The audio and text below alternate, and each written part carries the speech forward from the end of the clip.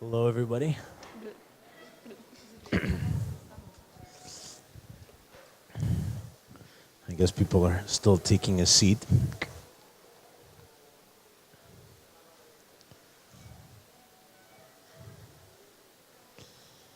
So, friends, today I understand the theme of your session is conflict, and I want to talk about one part of conflict which actually happens in many countries. It happens in all societies, and it is irregardless of which region of the world, which political system, or which economic system we're talking about. Maybe a couple of words about myself. So I was born in Russia, and I last 20 years live in Russia, but I did grow up in the United States. As you can maybe tell from my accent, it's quite standard for the U.S. I went to college in the United States. I did some graduate school in the United States. This was a public policy program, actually, so I was also working with questions about not business world, but in government. I lived a little bit of time in China, in Taiwan, in Asia, and have been, however, living in Russia since 1998. And as was mentioned, working in McKinsey in Moscow since that time. So today I will talk about many of the examples actually from Russian reality.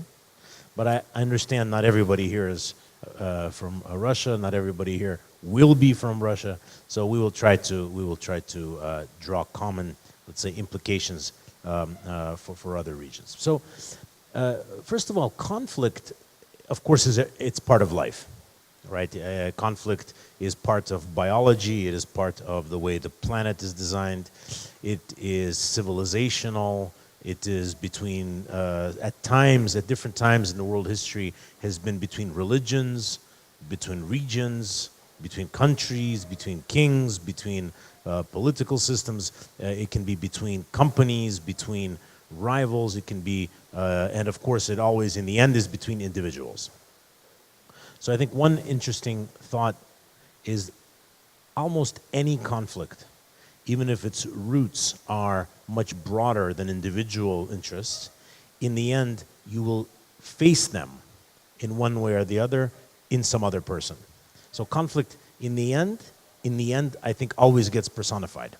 It always becomes, and therefore it's very useful to think about how to work with conflict, not just in theory, but in practice as an individual, which means how do you identify conflict? How do you communicate about conflict?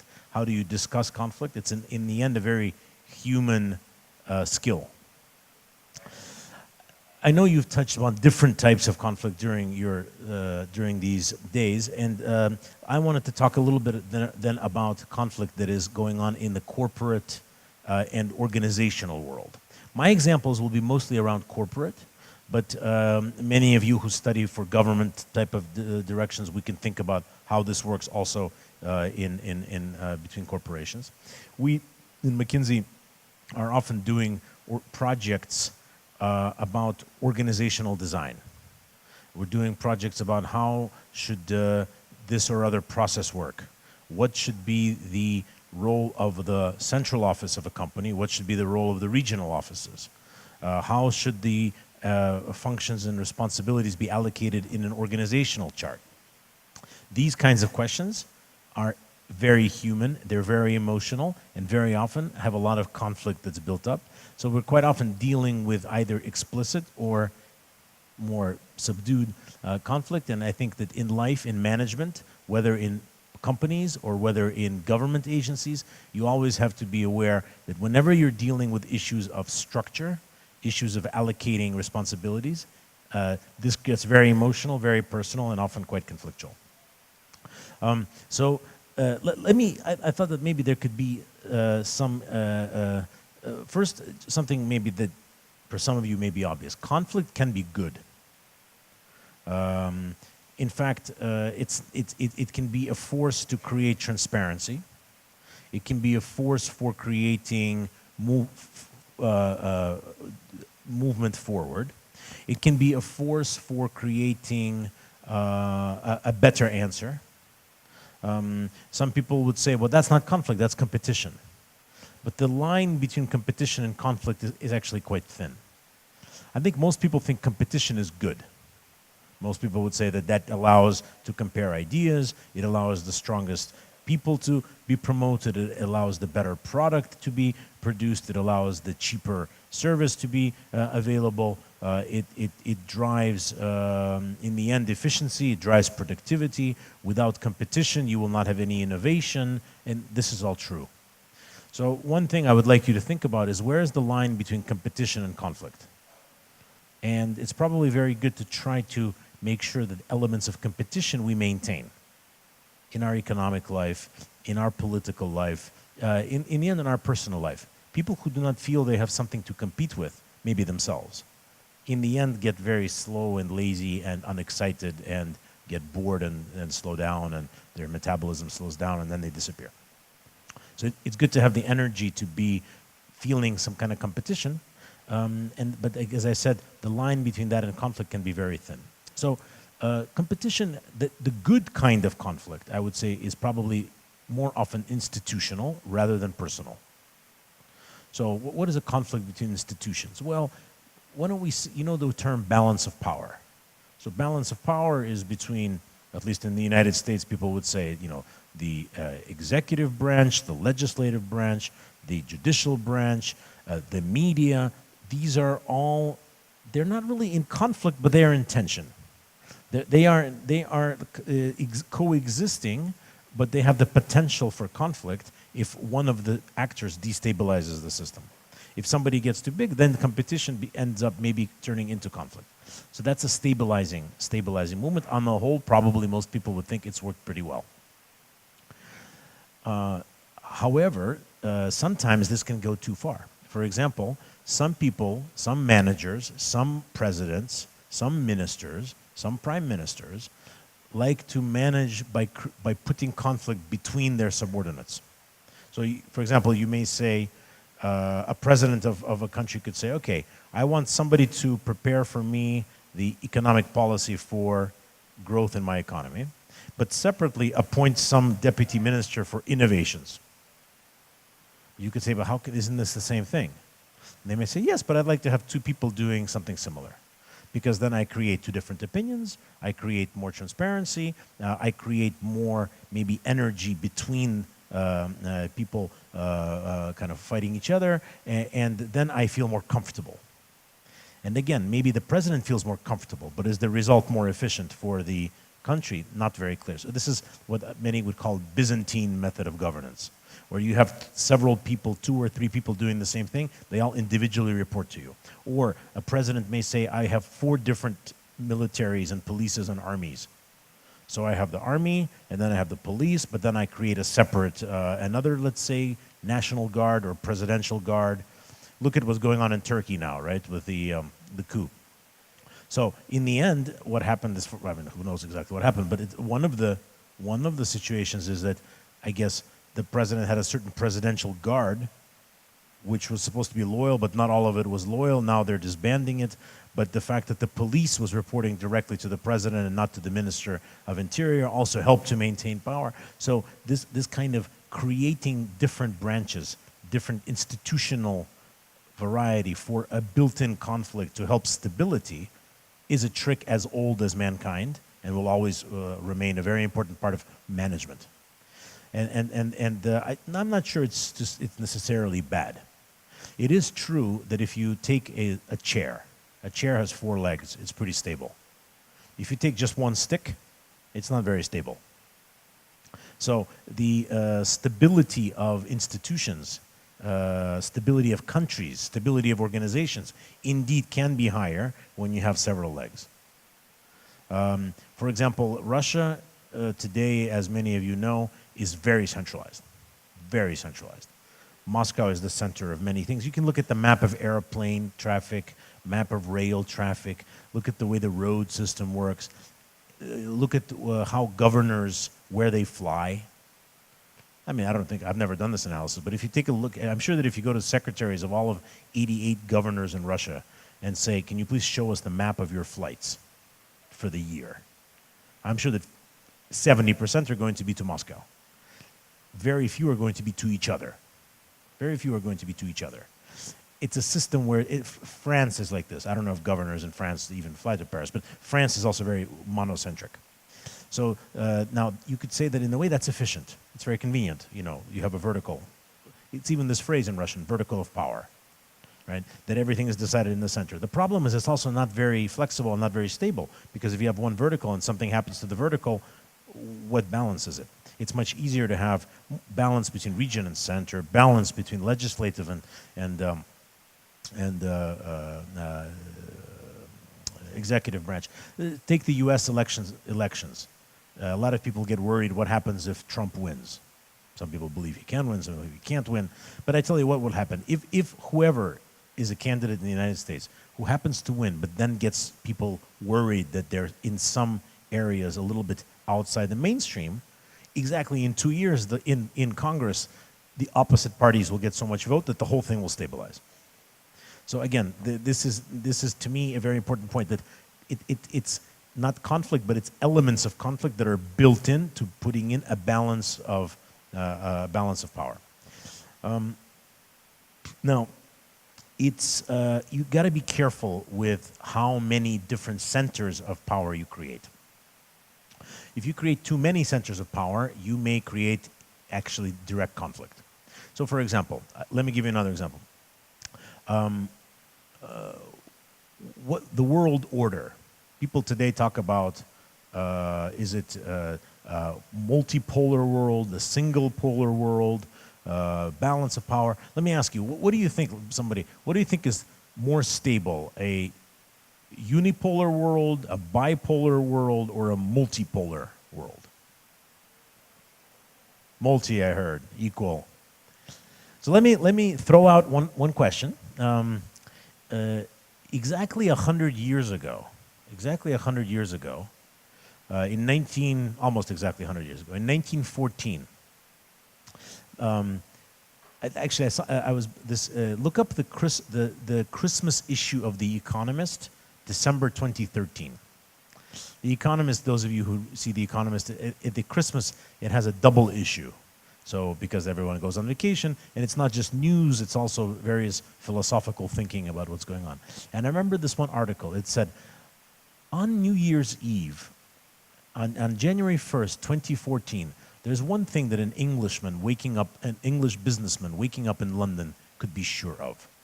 He could be sure of that the breakfast he would be brought exactly at 10:00 a.m., that the eggs would be poached to perfection, 3.5 minutes boiled, that free market and free trade will forever be reigning on the European continent, that trade barriers was a thing of the past, that conflicts in Europe were a thing of the past. Yes, somewhere in the colonial fringes of the European empire, tensions still exist. But Europe would be marching forward to progress in the 20th century. Little could he think, continued the article, that in 6 months, the European continent would be at war. Not only would be at this horrible war, World War I, those of you who study history know what happened in the 20s and 30s. In the 20s and 30s, we started having economic slowdown. You started having, because of this, also protectionism. You started having no free trade at all. You started having a lot of sentiment about let's ban migration into our countries. Let's ban people coming in, taking jobs away from our people. Let's put our people before outsiders. You started getting regimes in Germany, in Italy, a very different but also violent, of course, regime in Russia. We ended up getting to a situation with economic slowdown, isolation, protectionism, many different centers of influence, and then another big war. And then after that big war, then the pendulum swung back and people said, wait a minute, we need United Nations, we need WTO, we need a free trade, we need institutions that are supranational to balance all of this.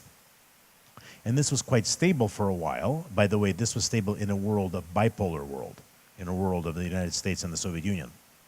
And then the Soviet Union faded away, and then you have a single polar world, the United States, and also the 90s, and the next decade, you may remember people wrote that this was, there was a, well, you probably don't remember, many of you were born then, but there was a debate in the United States about, with two academicians. One was Francis Fukuyama, and the other one was Samuel Huntington.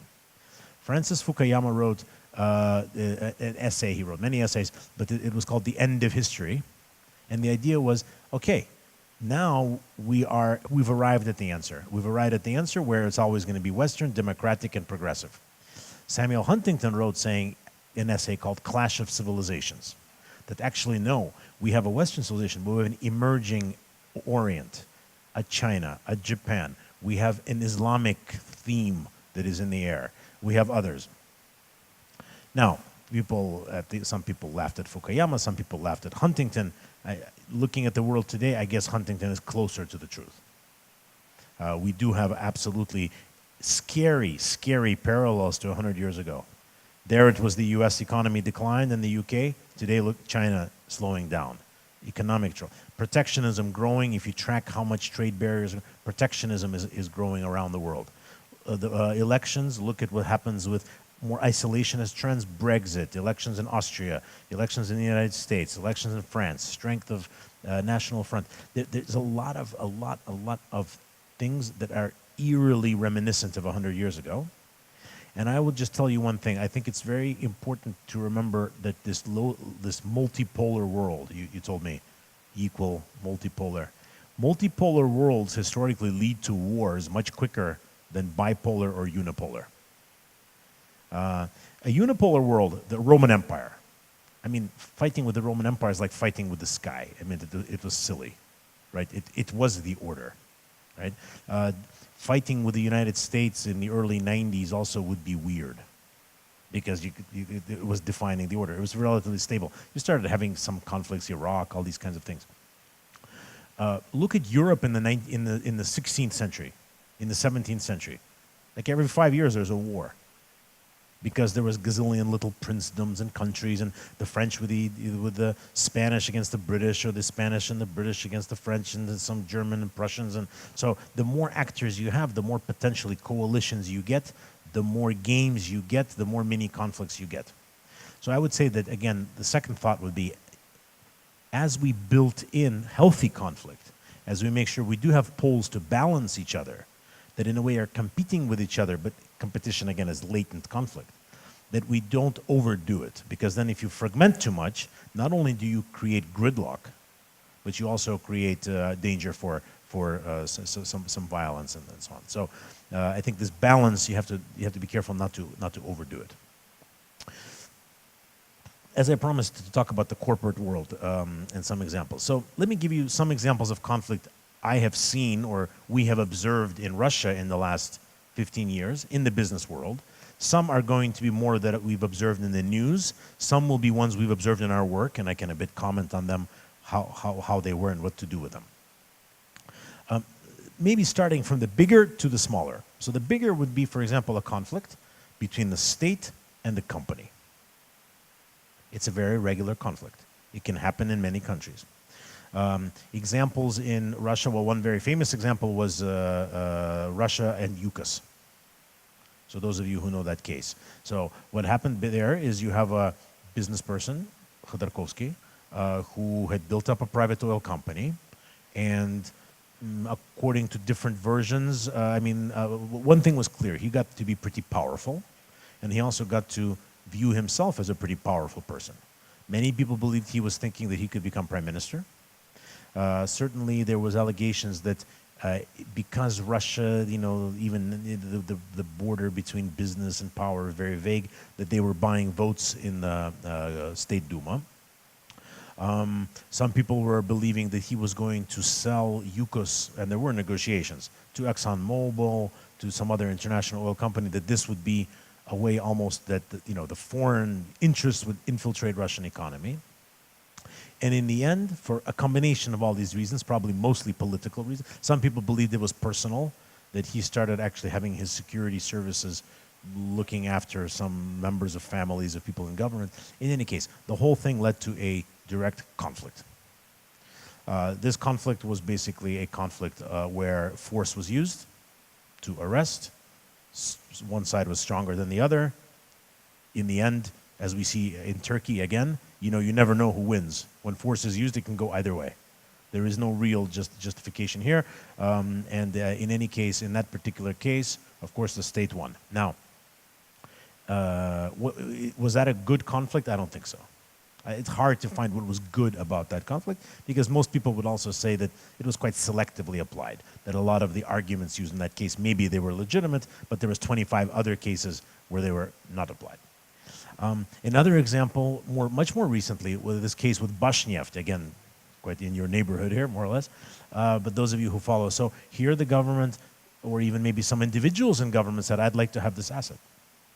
And of course, different reasons were made about why it is important to, what was the violations. But in the end, again, you had a situation where the government essentially just one day said, by the way, I know we sold it 10 years ago, but we shouldn't have sold it, so now we take it back. Now that is a conflict. It is a conflict. It is in the business area. It's hard to understand what to do with this, because you could say, well, I'd like to have institutions, I'd like to have court system, but if I don't, how do I deal with this conflict? Then this conflict becomes a risk. This conflict becomes a downside. It becomes a problem for doing business. In the Domodedово airport, even not so long ago, the owner of this airport, Kamenshik, this guy, he was put under house arrest. Again, go try to untangle what is going on, what was the situation, was this because of this or that terrorist? But most people don't believe that it's because they had bad security and let terrorists in, believe because somebody wants to take this airport. Again, state versus corporate conflict, unpredictable in this situation, not helpful, and probably something that one has to deal with. But the way people deal with it is usually they say, okay, I won't put all my money in one country, I won't put all my money in one industry, I will try to diversify. There's maybe another kind of conflict in the state versus corporate bucket. For example, I remember in the last decade, I worked a lot with the railroads. So the railroads, this guy Yakunin, who was the head of the railroads, but on the other side was Levitin, who was this minister of transport.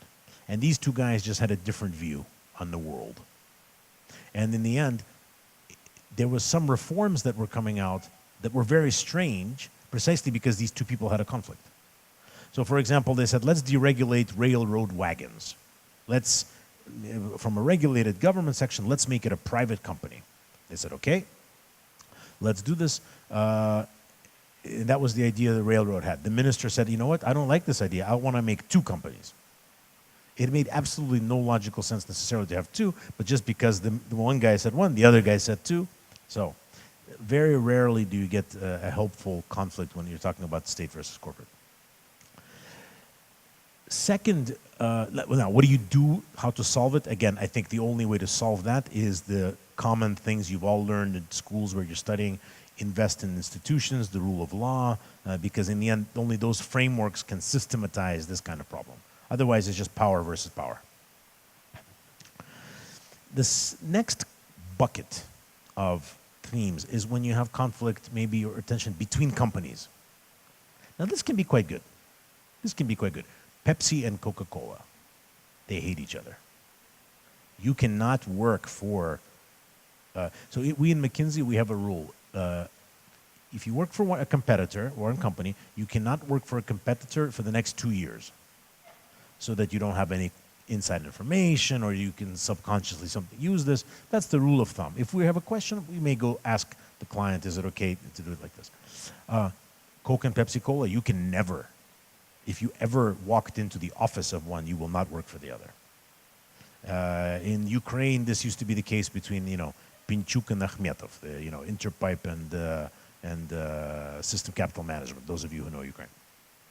But on the whole, I would say conflict between companies is also very close to competition. It can be friendly. It can be friendly, and that's where it's, again, important to see that line. So, for example, obviously, if you have, let's say, steel companies. So, one steel company, another steel company producing steel in one country. Are they in conflict? Not really. They're almost friends. You will see quite often in Russia where people are pretty relaxed in a way about all the legal nuances, is that companies in the same industry will share data about their costs. They will come and say, hey, listen, you're a steel company, I'm a steel company, I'm owned by one guy, I'm owned by the other. Let's just compare how effective we are. Not prices, because that's of course already close to price collusion and it's very careful, although I'm sure sometimes this gets also somehow coordinated. But for costs, people feel very comfortable. This is benchmarking. And actually globally, people also do this. They maybe get a bit more, even more safety barriers that they're not exchanging information. But this is therefore friendship between companies who are actually competitors. So again, I think that when it's peers, state to corporation is different levels. When it's peers, this actually can be much more healthy and can be a source of good competition. If you put on a table outside a school or in the school the test results of all the students, some countries do this, other countries don't do this. Some schools do this, other schools don't. But that can create some good competition, although it can also make some people upset because others know what grade they got. But on the whole, I would think that conflict and competition between companies is a good one. It's fun, it's a big driver. I've worked with companies who always say, yes, but I want to understand how the company A does it.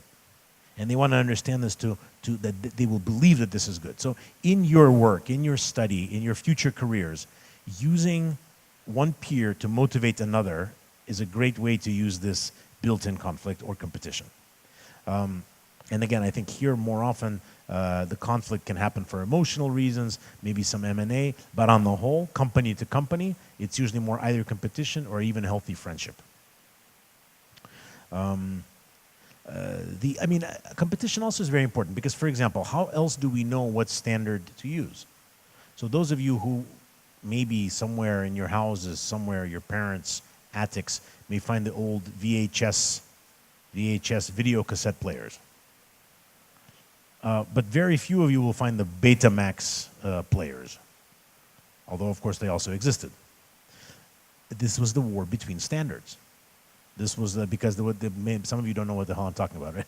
So now we have CDs or we have MP3s now, CD-ROM, where you just download it without even any hardware, you watch it on your telephone or your iPad. Well, we used to have the big player, and one was a square cassette and the other one was like a big flatter disc. If you don't have competition, if you don't have this kind of, let's say, tension between them, if you just say this will be the one order, well, who knows that the better one will win, and you may be stuck with the old one.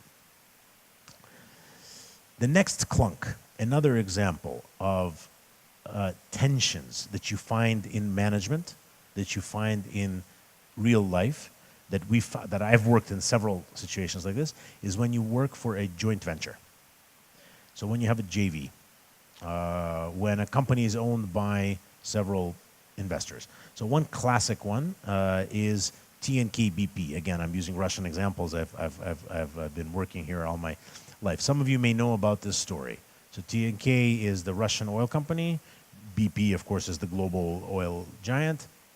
In 2003, they created a 50-50 joint venture. BP put in some of their assets, put in some money, TNK put in their assets, and you have this great company which is owned exactly 50% by several Russian businessmen and 50% by a global corporation called British Petroleum. And then the fun began. And this was 2002, and this company lasted about 10 years until Rosneft bought out the Russians and bought out BP in the end, or not fully bought out, it became monolithic. So let me tell you a bit about this case of TNK-BP joint venture. I think it's an interesting example of how you use differences, but also what pitfalls exist. So the first stage in the history of this company, of TNK-BP, was one of learning new things about your partner. The Russians saw in the British a window into global expertise. They saw in the British the ability to set up a geological service in the oil company, which was much more advanced than the existing Russian one. Russia in the Soviet Union was quite good with geology. But geology is by definition an activity you do if you believe in the long term. And you need to do this in mining, you need to do it in oil, but it certainly makes sense if you're thinking at least 5 years ahead, if you're thinking 10 years ahead. And in the 1990s in Russia, very few people were thinking more than 3 years ahead. It's the discount rate. Those of you who study economics, right? If I don't know what the hell happens 5 years from now, I have a very high discount rate. I have no terminal value at the end of it. So they said, wow, this is great. We can learn from this group called geology. The second thing the BP guys brought, they brought a great group of technology. And they even created a deputy CEO for technology. This wasn't existing in the Russian company. They were just using whatever technology existed. They didn't have a feeling needed to create some person for this. What did the BP people see in the Russian management? They say, wow, these guys are so quick in taking decisions. It's so operational. It's actually quite efficient. From discussion to action is a very short period of time.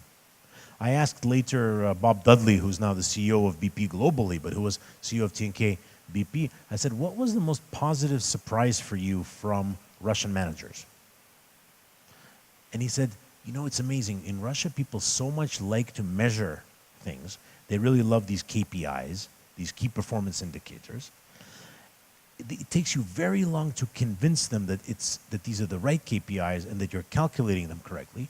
But once they accept it, he goes, the speed with which they moved from that decision to the result was phenomenally quick, much quicker than anything we ever get used to in BP globally. That was an observation he shared. So this was the first stage. People were learning from each other, seeing the strengths that each other has brought. The company was doing well, the price of oil was going up. But then they started getting into questions of, for example, okay, do you invest more or do you increase dividends? The Russian shareholders were saying, this is great, I want some more dividends to invest into other businesses. The British were saying, wait a minute, I want this asset to be worth as much as possible, and therefore I don't want to have the dividends out. I want the money reinvested. I want to grow my reserve base. I want to have this thing to be capitalization to grow.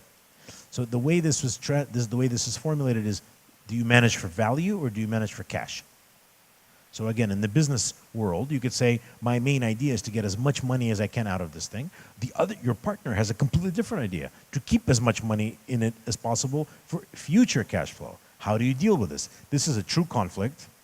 It is not a military conflict. It is not, but it is completely it's a philosophical conflict, and they could not solve this. They could not solve this because the agenda of the Russian side was cash. They don't care what this thing will be worth, in 2020. Whereas BP is exactly what it cares about, because the market cap of BP depends much more on the size of the reserves going forward. Okay, so this was a fight. They were having a discussion, but in the end, everybody also likes cash. So, they had good dividends, and BP was also happy with its dividends. And then we came to a situation where, the Russian side said, well, wait a minute. We're a successful company. We like the oil industry. We like the energy industry. We want to go to other countries. The BP partner said, wait a minute. You are BP's de facto Russian subsidiary. Stay in Russia and Ukraine. We don't want you to go to other countries. In the other countries, we have BP. So, but wait a minute. This is TNK BP. It's a separate company. It's 50%. It's not BP's local office. It is a much bigger company. It's a company. We want to go international. We want to go to Iraq. We want to go to Africa. We want to go to Burma. We want to go everywhere the United States company cannot go because it has sanctions or other rules. We want to go to Iran. We want to go. How can you possibly go to Iran? So there was this kind of this tension. But they said, but this could be interesting for you, because even if you can't go, this vehicle could, because it's a different type of company. Well, this was a very difficult debate. It didn't really resolve itself. But again, as an example of, you can have, even within one organization, if you have different shareholders, different participants, embedded conflict, which is not about aggressiveness or power, it's about philosophy and interests. In the end, again, this was not solved. It was hard to solve this. Finally, the Russians made some investments just through their own vehicles, outside of what the TNK BP could do. I'll give you another example from a JV. So what happened with TNK BP later? Well, in the end, the Russian oligarchs, Alpha Group, they had two options. One is try to buy out BP or sell themselves out. They were so lucky that they sold out, because they sold when oil price was, above $100, and they suddenly were able to actually go and diversify. In any case, whereas BP stayed with the company, which then became the Rosneft. What's the lesson from this? Well, one lesson is that even if the shareholders are misaligned, they were able to create a situation where management was actually working together well. So I think, again, the lesson would be try to recognize the differences, but say, can we still separate those areas where there's a conflict from those where we can have a synergy, from those where we can have something new. So they had great rotations. All the Russian guys were going abroad. They instituted quite an open style in the way that they were running the meetings. And I think a lot of people who finished and worked at that company then went and found jobs all over different sectors because they were considered to be quite successful. One way to work in these appointments, one solution I have seen is people say, okay, if it's a 50-50 JV, let's share our jobs in some algorithm of balance. So let us appoint, one side appoints CEO, the other side appoints board of directors, chairman of the board of directors. In the deputy CEO level, if we have 12 deputy CEO, one side appoints 6, another side appoints 6. So people actually have formal agreements about how you allocate portfolio, even sometimes creating an extra job just to make sure that the numbers balance. You may have another example in the humanities world for example, of this around transfer pricing between JVs. So another example was Sukhoi SSJ airplane and Alenia, the Italian engine maker. So they were saying, okay, the Italians will sell all the Sukhois in Europe and globally. So they had a big fight about the transfer price. At which transfer price do we hand over to the sales source? So the Russian side said, wait a minute, we need to cover our costs. The sales guy said, wait a minute, it's a new product, we'll never sell it without a big discount. We have to agree on a certain price. So the discussion about what's the right price to agree on is very important. Now, I don't know, I was told that maybe in the previous lecture you were mentioned this topic about negotiations and getting to yes. I mean, I don't know if it was, but maybe at the risk of repeating, I will say one thing. When you're trying to understand how to solve a conflict, it's extremely important to try to understand what your counterparty really wants. So one example, I remember it was a game we played in negotiation class at college, where you get instructions and you're told that you're a country, you're representing a country, you have tons of people in your country who are desperately in need of a secret medicine. And this medicine can only be made from, 20,000 oranges, because you need to take the peel of the orange, and from this you make an extremely powerful medicine. And with that medicine, you can save your population. And you're negotiating with somebody else who also trying to get these oranges. Now, the other team has a set of instructions which says that they need to get all the oranges because the juice of these oranges is, so great that, I don't know, somehow it's necessary for their population. And only if you're able to get in the conversation to understand that you only need the peel and they only need the inside, then you maximize the outcome for both parties. Whereas, of course, in the usual situation, people say, okay, there's 20,000 oranges, I want 10, you take 10. Okay, it's suboptimal, it's not as good, you get less points, and most teams end up somehow splitting. Or they think, okay, I managed to negotiate, I got 12 and they only got 8. But then if you open up your cards, if you share the information, it's completely non-linear. Everybody wins when you just realize that you can split it that way. One example in that book from politics was Israel-Egypt Camp David agreement in the late 1970s, where, again, I wasn't there, I don't know, maybe it's not the exactly correct summary, but where it was, the idea was Israel wanted security and wants security. Egypt wanted sovereignty, or at least respect. And at least then you could find a solution when Israel said, I want a zone of land where nobody can go. It's a safety, it's a buffer zone. Whereas Egypt said, but if my flag can fly on the border between that land and your border, I feel fine. Because I can say, hey, this is my territory. Egypt said, Israel said, fine, I don't care. As long as nobody goes there, there's no tanks, there's no weapons, there's no guns. I said, fine.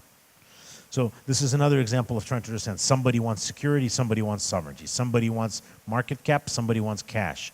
Somebody may want recognition, somebody may want security. So it's just extremely, again, important in any of these conflicts to try to understand what is it that the person really wants. Another classic conflict or tension we see in companies is when the owner asks us, for example, as a consulting company, to help improve the way management works.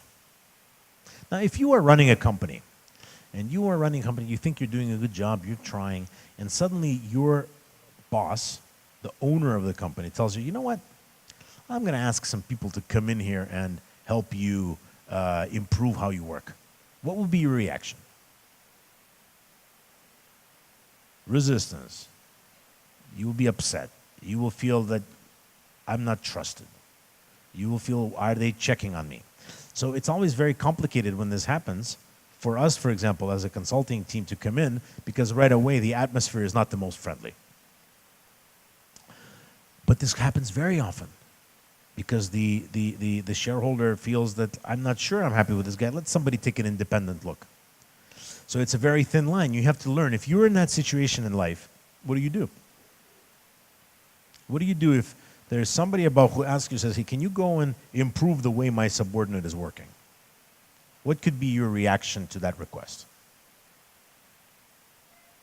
What?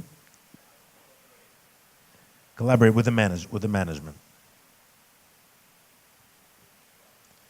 You have to. You certainly cannot just come in and say, okay, look, I have an order from the boss. It shows I have to do. So you have to find some way to collaborate. Well, there's different ways, right? You can say, look, you have to do this, I have to do this, let's just kind of do it together.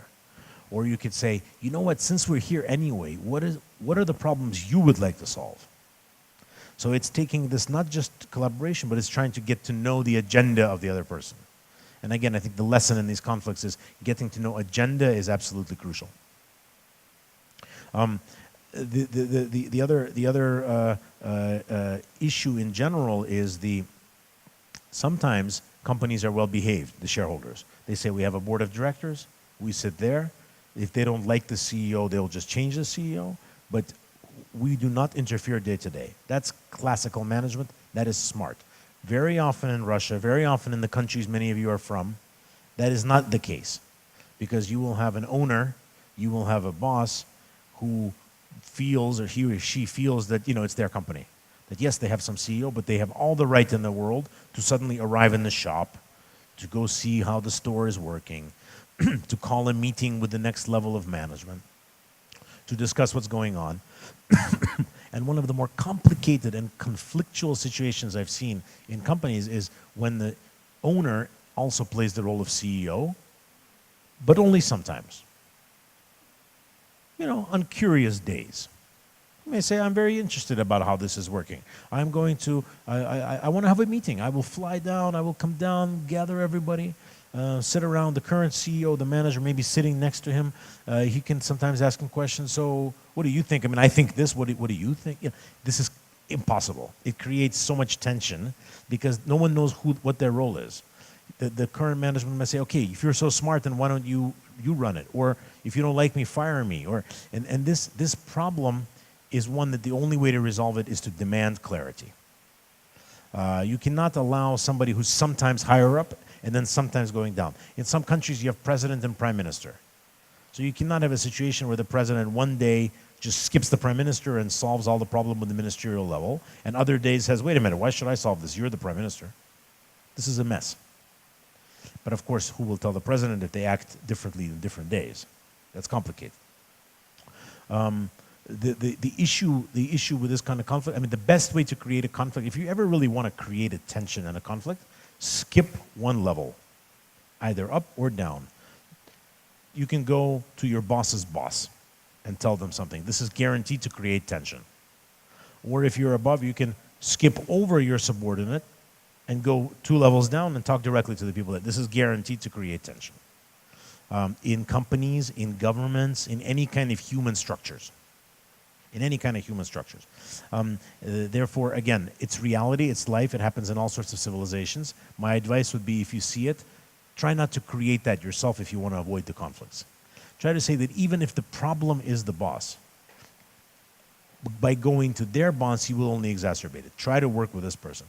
But if that person is impossible to influence, then the answer is not to work with the boss, but the answer is in the end to change that person. It's very important that people who are unable to move forward, they in the end need to be replaced.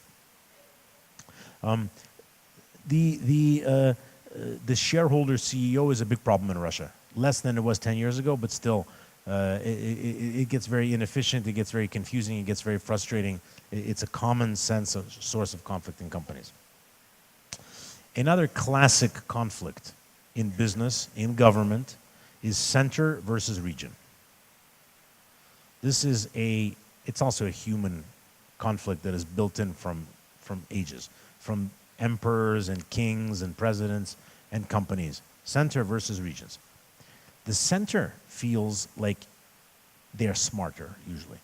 The center usually lives in big cities. The center usually pays higher salaries. The center usually has more strategic, better educated, quote unquote, strategic, economic type people.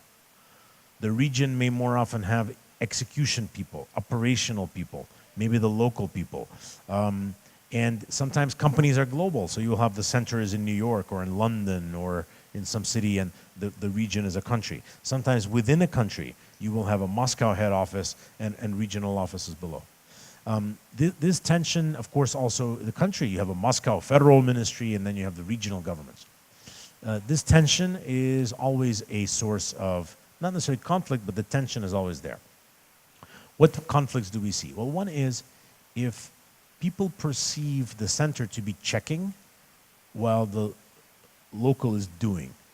This tension between checker and doer is a very important paradigm. Advice here would be the following. Let's make sure that the center is not just checking, but it is helping. So in companies, maybe it's different in governments, but in companies, the main suggestion I would have when you're dealing with this center-regional tension is let's make sure that the region is the boss of the outcome. It's the boss of the economic result, and the center is actually a resource that is helping to achieve that result. Psychologically, it is complicated, but it means you have to flip the pyramid upside down. Because usually the region is the one that's closer to the factory, or closer to the mine, or closer to the customer. That's why you have it, because people are buying products in the region, or they're making parts in the region.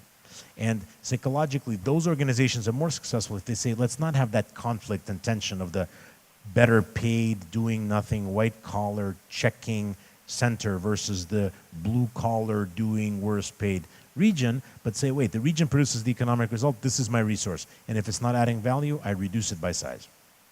That would be ideal. That is, by the way, in many ways how the US political system works. The US political system is not really run by big bosses in the capital.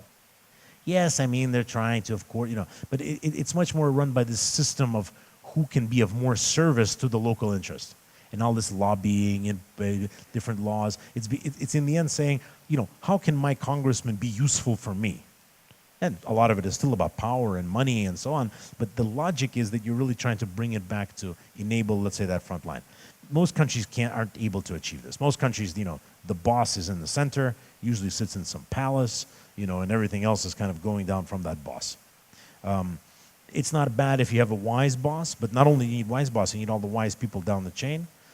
So generally, the problem of center versus region, I would solve by trying to really flip it and empower more the regions.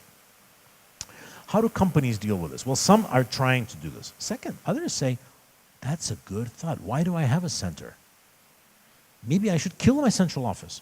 Why do I need it? Why do I need a central office if I produce metal in Siberia, I smelt it near Siberia, I put it on a boat in Siberia, it travels to a global export market to China or to Europe, it never physically goes into Moscow. Why do I have a big office in Moscow? Why? So we have the government aspect in Moscow, very true. But I don't need a huge office for that. I need a couple of key people to deal with this. But then people might say, well, I have it because it's so difficult to have good people working in far remote, cold conditions. I need to have them in Moscow. But then the big question, and this is an interesting one for your generation, as technology enables us to solve things in more flexible ways, in ways of distance expertise, do you really need a lot of bosses, or you just need access to expertise? You need access to expertise. You know what's fascinating? In the last decade, flows of people and goods and ideas and data has been growing around the world, of course. And let's hope it continues. What I told you earlier, who knows if it will. But the amount of people crossing borders in the last 10 years grew by 2% a year. The amount of trade crossing borders grew by 10% a year. The amount of data crossing borders grows by 50% a year. So the possibilities of technology, of data connectivity, of informational connectivity, of not a person crossing the border, but their image and their words crossing the border. This is phenomenally powerful. So as you think about organizations of the future, as you think about delivering knowledge where you need to, think more networks. I know you do anyway, and this is the reality of the world today. More networks rather than pyramids. More networks rather than hierarchies. More horizontal ties rather than vertical ties. Some people are now beginning to think not of companies, but of ecosystems. A university shouldn't be isolated because it's university from a different university. It should be embedded. University shouldn't be isolated from a business community. A government ministry should not be isolated from business. Yes, there's concerns about proprietary behaviors, but it's very important to believe that in the world today, you can create flexible organizations that are not defined by charters or corporation. You can be organized across borders. And this is a very important part of how you resolve conflict and avoid conflict and actually build on differences rather than create tension out of them. But back to companies. Some companies say, you know what, if I have one asset in Chelyabinsk, why don't I just move my office to Chelyabinsk? Yes, it's not Moscow, but it's not it's a place where you can live. And guess what? It's a big country. Russia's 145 million people. In the end, Moscow is 15 million people. St. Petersburg is 5 million people. Somehow 120 million people are living elsewhere. It's not just only crucial that you always have to have a Moscow office or a Paris office or a London office. And so this tradition, at least in our country, in Russia, it is very important psychologically because people believe, the goal of a career is to get to Moscow. In the Soviet period, the goal was to get to the Moscow level of the ministries and so on. So some of the centers just kill themselves. So some companies, ЧТПЗ doesn't, Челябинский трубопрокатный завод, this company, they just moved their assets to Chelyabinsk. Other companies, we don't need to name them, it's Surgutneftegaz, a big oil company, they only sit in Surgut. They have no Moscow office. Magnitogorский metallurgический комбинат, a steel plant not too far from here, they have a very small office in Moscow. They all sit in Magnitogorsk. That's actually a very wise thing to do, which sometimes in our country these days we don't do. Another classic question of any center is, what role does the center play? Is it a strategist? Is it somebody who's building up the company, like an architect? Is it more the controlling person, or is it more the day-to-day operator? And we have in McKinsey, we often use this construct of the role of the center versus the region is one of these four. A strategist, who's only looking ahead forward, not bothering about day-to-day, but really understanding how the world is changing. An architect who says it's not enough just to understand how the world's changing. I need to turn also to my company and help to build it in an appropriate way because I have the skills to do it. A controller who says, yeah, maybe they're not smart enough or maybe they're stealing a little bit, I will be checking them. Or again, an operator who says, get out of the way, I run everything day-to-day. The role can change over time, but it has to be clear, otherwise, again, you have a lot of conflicts. Another important element in this is, if you are a boss of a company in the center, how do you view the head of your regional unit? What do you think that the boss in Moscow thinks about the director of the plant in Perm? If you had to use one word to describe, what are typical ways that person would view them? Any answers? Subordinate. Subordinate is not even bad. That's probably often somebody who's below you. Some people would view this as somebody who needs to be pressured, as somebody who needs to be pushed, as somebody who needs to be checked. You would say he's below. If I don't give him a kick, the person will be relaxed. They need clear discipline. They need to understand the boss is watching. That's a common answer. And for some people, it's true. They need that.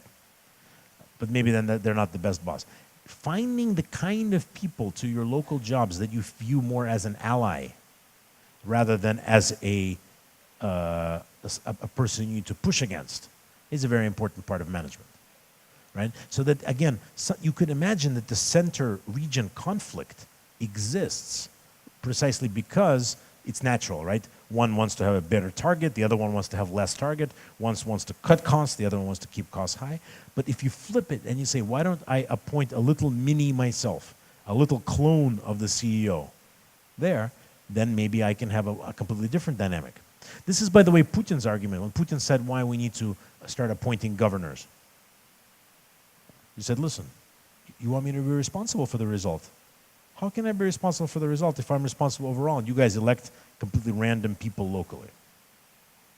If you trust me to be responsible for the result, I will then have all the power and I will appoint the governors and then I can be responsible for who I appoint. Logical. Kind of logical. What's the outcome?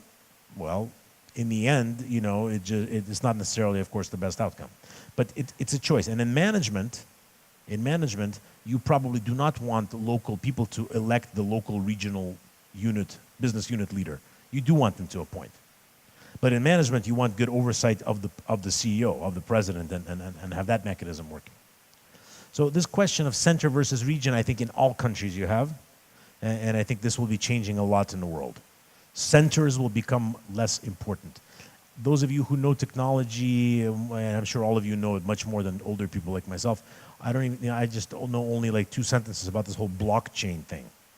But I mean, fundamentally what it's saying is you can do a lot of things without even a real central, hierarchical, central kind of organization, that things can just happen, people can just plug in at different stages of rather something flat. Finally, one final bucket of conflict, and then let me stop, and we can do some questions. Is within management. It's very natural that the financial vertical in a company will try to have a conflict with a production vertical, also because they may be competing about who will become the next CEO. In Russia, one of the most difficult things in working with companies is to get people to work in teams. It's very hard. We call this the cross-functional cooperation. People say, wait a minute. My vertical is my vertical. If I go work with this guy, I have to ask my boss if it's okay. Then that boss will ask the other boss how this communicates. This horizontal communication, this doesn't happen. People think in verticals.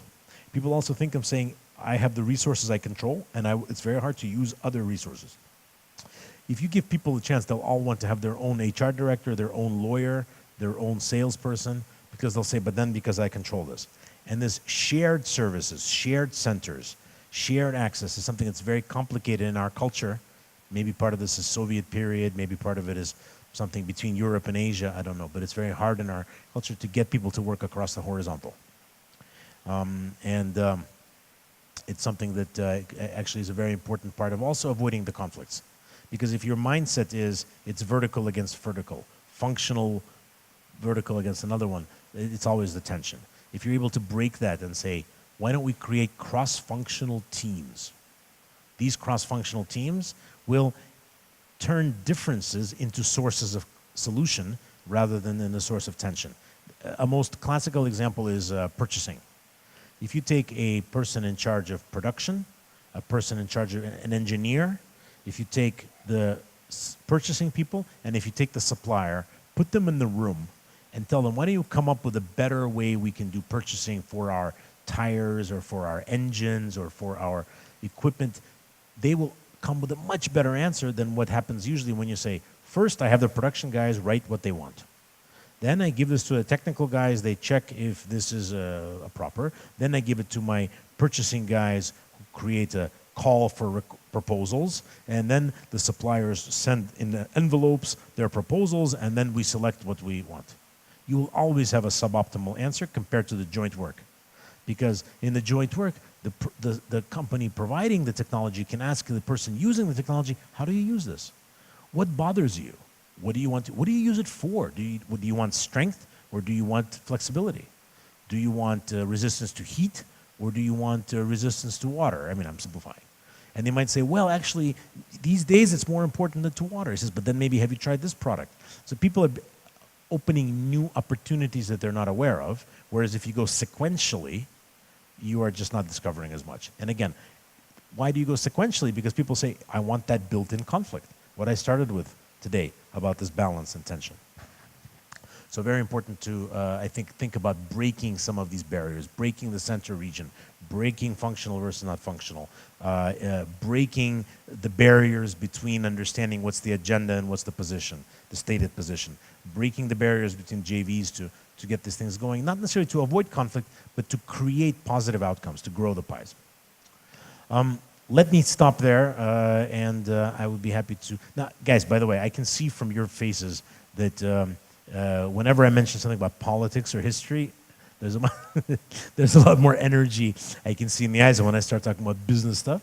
But in any case, I'm happy to talk both about business, but also more about holistic civilizational stuff. There was a question there.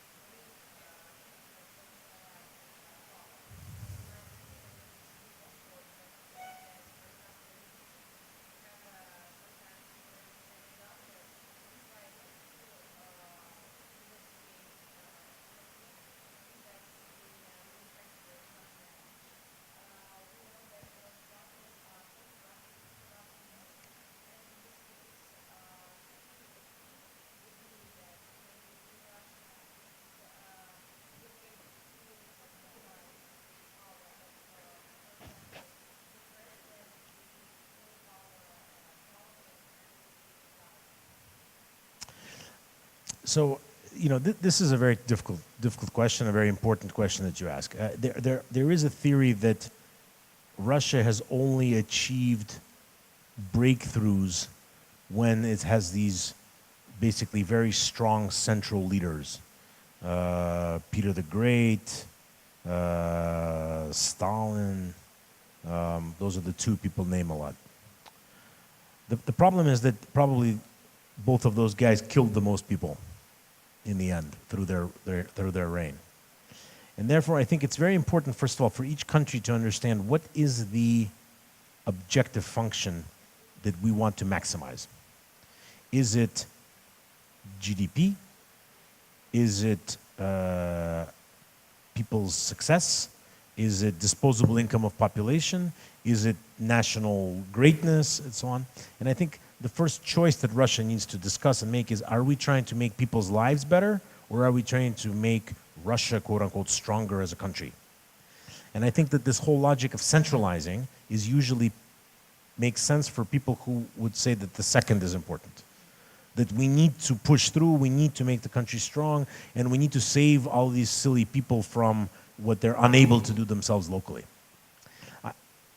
I have not seen effective centralization in Russia in the last 15 years.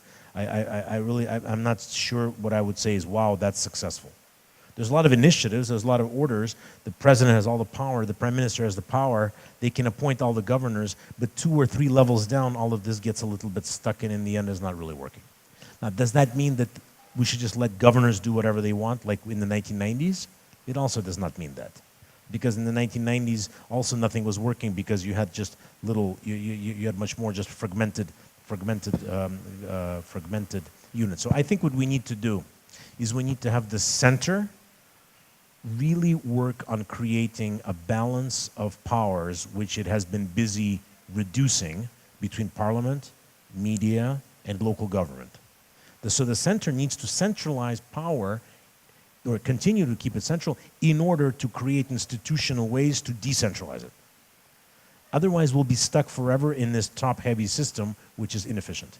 Everybody knows the system of governance in Russia is inefficient. It's pretty obvious, right? Now, but how to move? You're right. Just competition, just letting it loose will create just a lot of fiefdoms, a lot of feudal-type relationships. So this is the vision. We need a reform of power to decentralize it. That's how I think about it. Malay,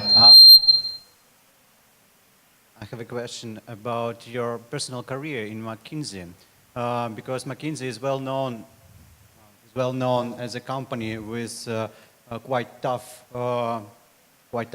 cultural corporate culture, and well known for its rule up or out, and it also hires best of the best from the beginning. So what it takes to become a managing partner in the company where everybody is superstar? I guess, first of all, in life in general, I'm sure you've heard this many times, maybe the lecture before. It's very important to know, well, as the Greek philosophers taught us, know yourself. So first of all, it's just important to know what gives you energy. And this is different for different people. And so the one thing that people have to understand is there's no one good career for everybody. For one person, it's excitement. For another one, it's torture. Somebody likes to work in a big corporation. Other one wants to travel the world and, photograph, I don't know, elephants. Somebody wants to be a gardener. Somebody wants to be an architect. It's very important to know what gives you energy. So that's one thing. So I think the only way to be successful in McKinsey, in non-McKinsey, in government, in corporate world, in academia, is if you find that wave, that ecosystem that just makes you get excited on Sunday evening that tomorrow is Monday. Now for me, McKinsey gave a lot of things that do give me excited. Variety, ability to see different people, variety of ideas, variety of geographies, variety of functions. I like variety. Independence, because in the end, even though you're hired to do something, still, you can walk away from a contract. It's not the same as having a boss who it's harder to walk away from. I think we have independence. I think in the end, that's the number one thing, is that if you're just comfortable doing what you are, then you enjoy your work. Then if you enjoy your work, you work a lot, you work efficiently, and then, things take care. So there's no other special secret. I think McKinsey is also very good. It's very non-political. It's very meritocracy oriented. Everybody's really competing against himself or herself, not against others. We don't have a quota on the amount we can grow. Good people globally are always needed. So we continue to hire, for example, even if there's a bit of an economic slowdown, because we say, hey, if good people from here, even if there's a slowdown here, well, we'll need them in China or Australia or America. Everybody we hire speaks English, so people can be interchangeable. But the main thing, guys, is as you move towards the end of college, as you move towards career, really start asking yourself, what is it that gives you energy in an honest way? I wouldn't suggest start asking yourself, what's your objective? I think it's silly. I think nobody has a real objective. I mean, few people do, but at 22, 23, 25 years old, people may say that they have some objective, but that maybe even is a filter that gets in the way. But do ask yourself, what truly gives you energy, and then try to find a job that uses that. Okay, thank you very much for the talk. And my question is about the structure of McKinsey. So it's a very effective firm. We see the results. It's quite international. We see it has many offices. But I'm interested in the one firm principle you use. So each office is actually independent, but yet we see that each of them works towards the goal of the general goal of the firm. And I think it's a very effective structure. So can you tell us more about that maybe, and how you guys actually work with that? And then the second question I have is, it's about your company. So you serve a large base of a client, and you are not political, but we know that there's a tendency for several conflicts to arise since you are everywhere. So can you tell us how you manage those kind of conflicts, like political and difference in opinion? Okay, good questions. I should have talked about McKinsey from the start. What questions are about McKinsey?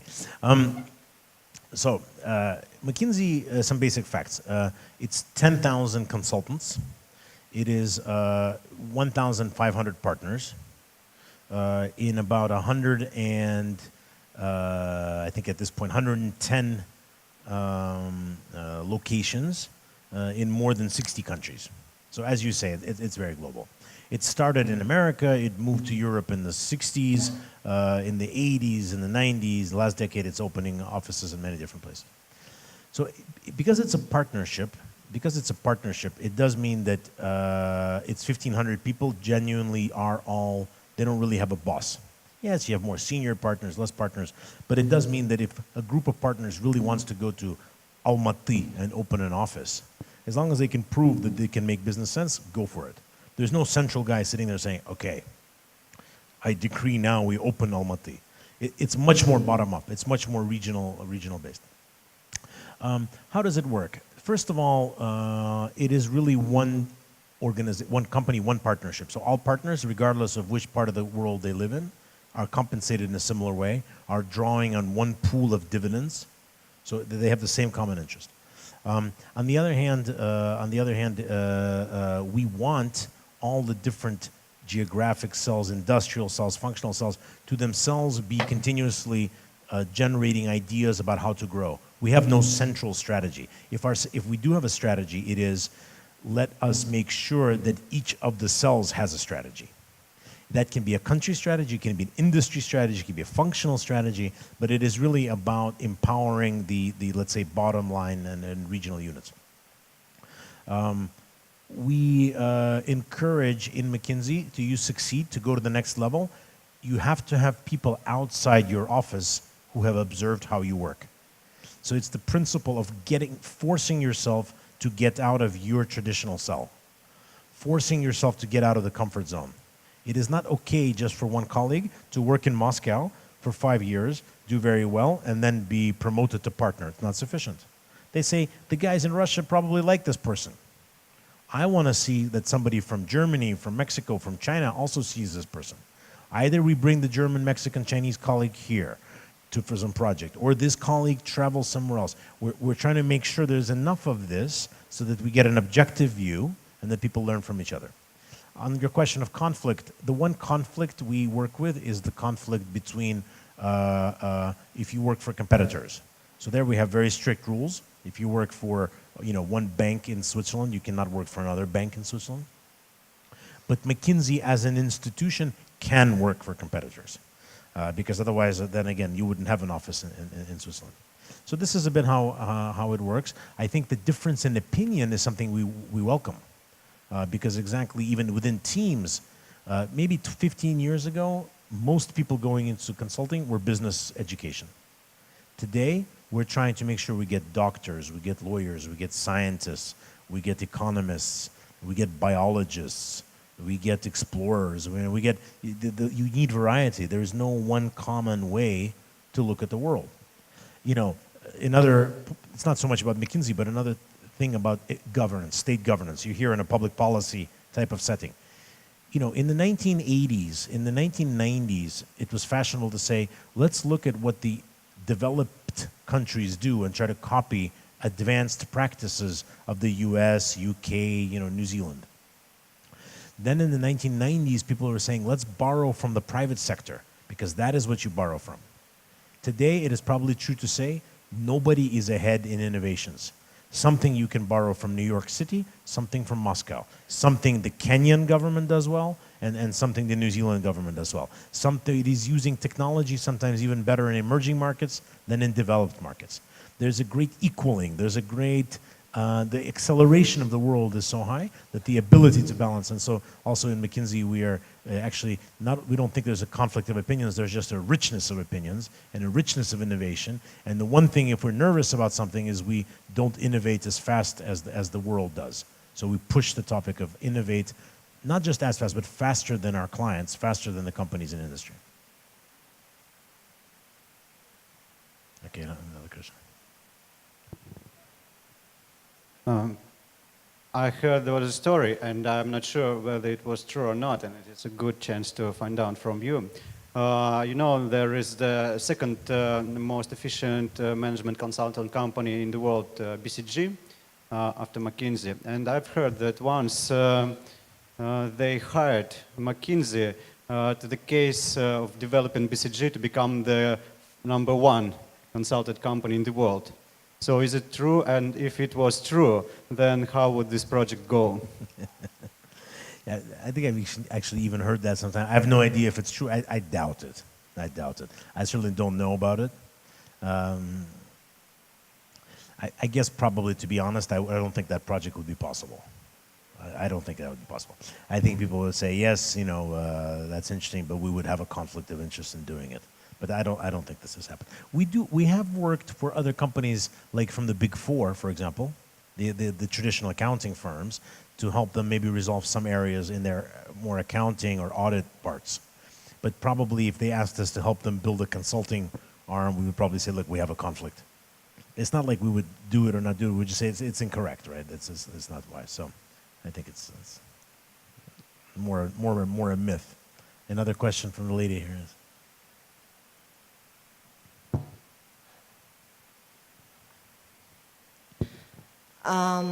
There is one opinion that you can be a good consultant without a good experience working on manufacturing, sort of being some business. In this case, can you prove this opinion, or do you think that it's a good idea to go to the consultancy after the bachelor? Thank you. This again, I have to just repeat. The answer is different for different people. The answer is different for different people.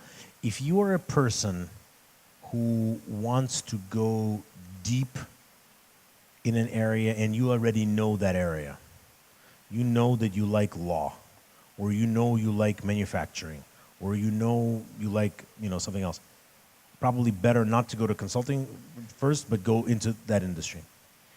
If you're a person who doesn't know exactly what you want to do, you want to learn more, you want to discover, you want to continue to learn, but in a very applied way, you like doing these case studies that you do, hey, then try consulting. I would just generally say that whatever you try, think about the fact that you are using English. I mean, that probably is wise in today's world. And the second is, I would probably still think that your 20s is a good period for variety. And if it's consulting first, industry later, industry first, consulting later, that doesn't so much matter. Consulting is always a good school, but some would say it's much better school after 2 years of working in industry than right away from college. So I'm happy to talk individually to whoever in person's different cases. I would also urge you to do something international. It's not very fashionable in Russia today. You know, we're a little bit in this kind of, you know, tension with many other countries. But nonetheless, the planet is, if not necessarily all one joint market, but it needs to learn from each other. We need to have communication with other countries, with other societies. So if you have a chance to go abroad and do something, I would prioritize as first, above anything else. And then I would then say, okay, is it consulting, is it business, is it study? I think if the one thing that people will regret as you get to 30, 35 is not having done enough international stuff rather than not having enough, you know, smart stuff.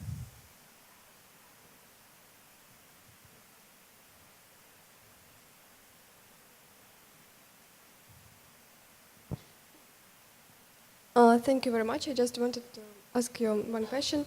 How in the firm you communicate your idea to your clients if, for example, your client is not open-minded enough and the managers have very conservative visions and you think it's a great idea to, for example, if we're talking about a company from industry, to implement some lean manufacturing systems and managers think that it won't work, how do you persuade them that your proposition will be the best one, that it will work?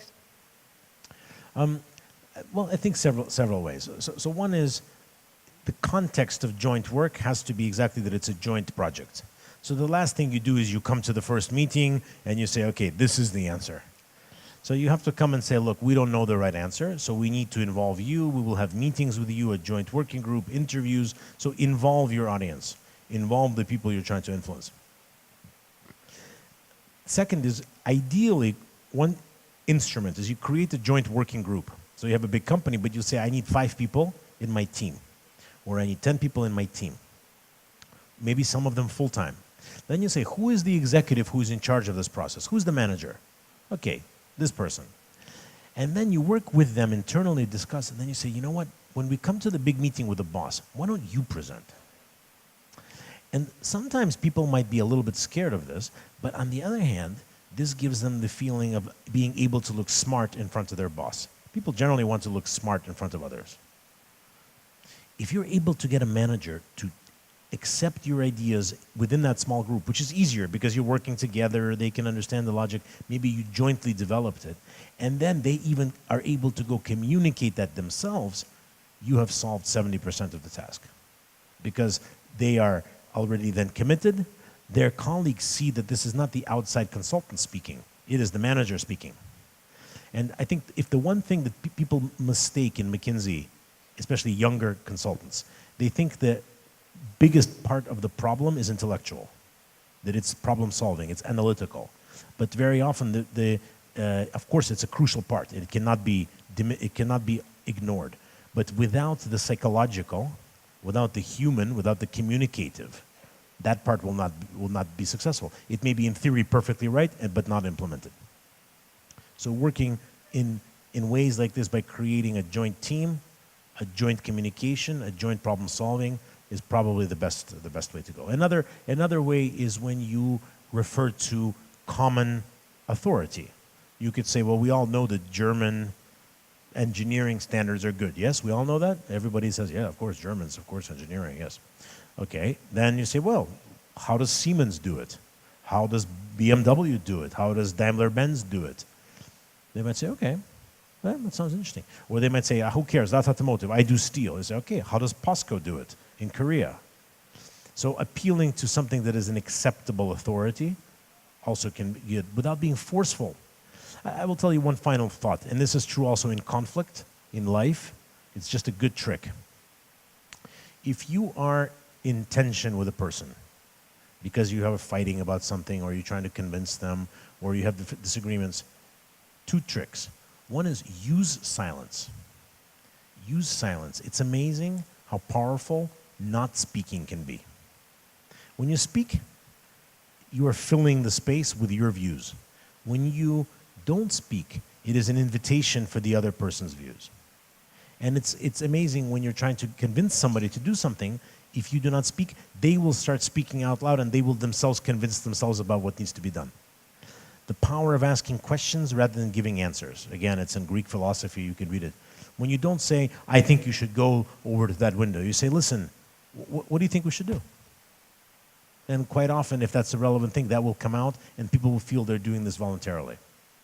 And part of that final trick is, if you are discussing and trying to convince somebody to do something, put yourself mentally on the same side of the table, looking at the problem on the wall, rather than sitting across from each other, each with their own view of the world. It's very easily done even without changing where you sit, although sitting next to somebody sometimes can be very powerful.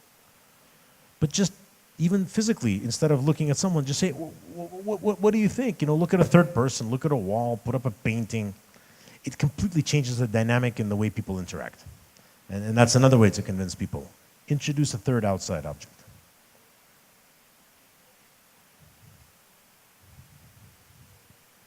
It is believed that McKinsey built a very effective system of managing their country or company.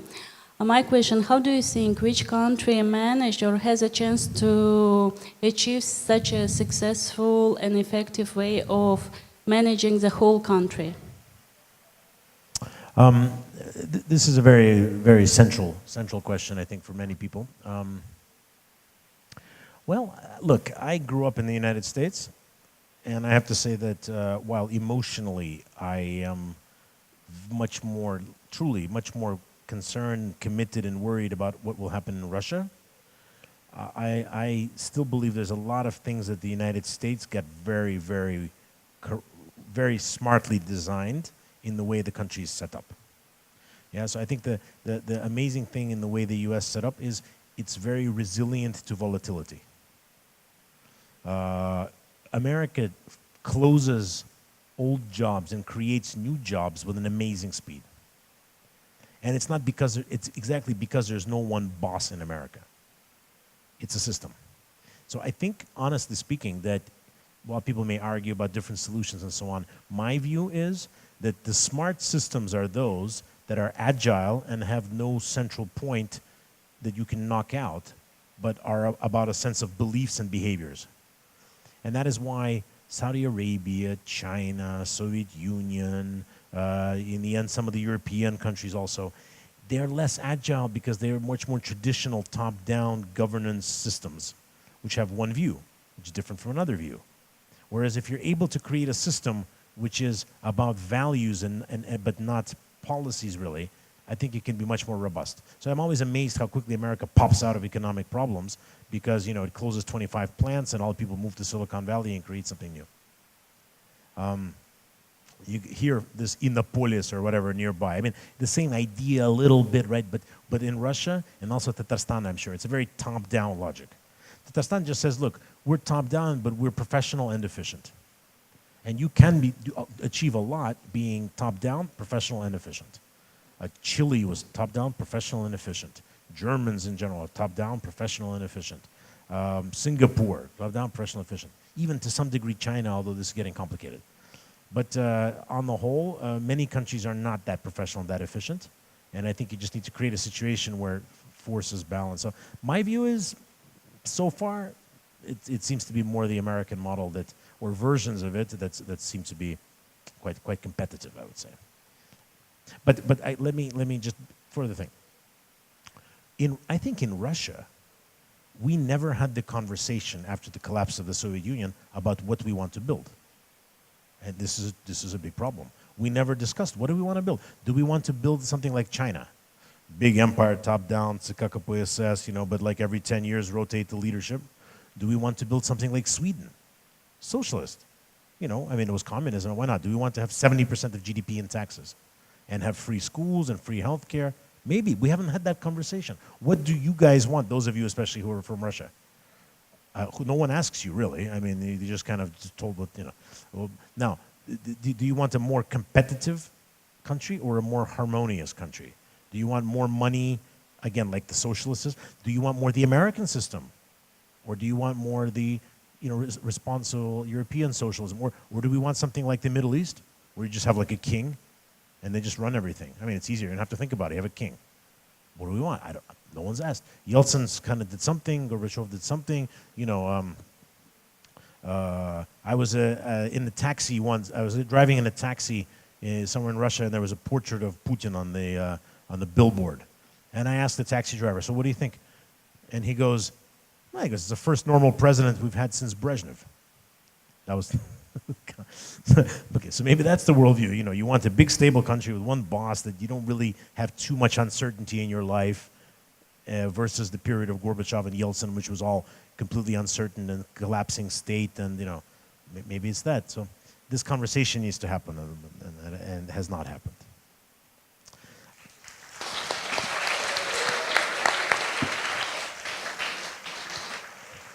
Thank you very much. I hope it wasn't too businessy.